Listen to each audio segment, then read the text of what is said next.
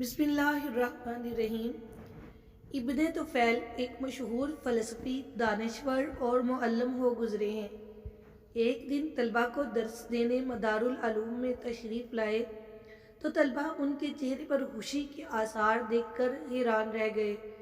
طلباء نے اس مسرت اور شادمانی کا سبب پوچھا تو انہوں نے جواب دیا کہ آج مجھے کچھ راز معلوم ہوئے ہیں کہ کوئی پھلدار درخت اپنا پھل خود نہیں کھاتا، کوئی دریا اپنا پانی خود نہیں پیتا، کوئی سانس اپنی آواز سن کر مسرور نہیں ہوتا، کوئی قدرتی منظر اپنے حسن پر ناز نہیں کرتا، کوئی درخت اپنے سائے میں خود آرام نہیں کرتا، مگر انسان کتنا خود غرض ہے کہ وہ دنیا کی ہر چیز کو خود اپنے استعمال میں لاتا ہے۔ وہ نہیں چاہتا کہ اس کے سوا کوئی دوسرا اس نعمت کو استعمال کرے، جبکہ دنیا کی ہر چیز دوسروں کے استعمال کے لیے بنی ہے، لیکن انسان چاہتا ہے کہ ہر چیز پر صرف اسی کا حق ہو۔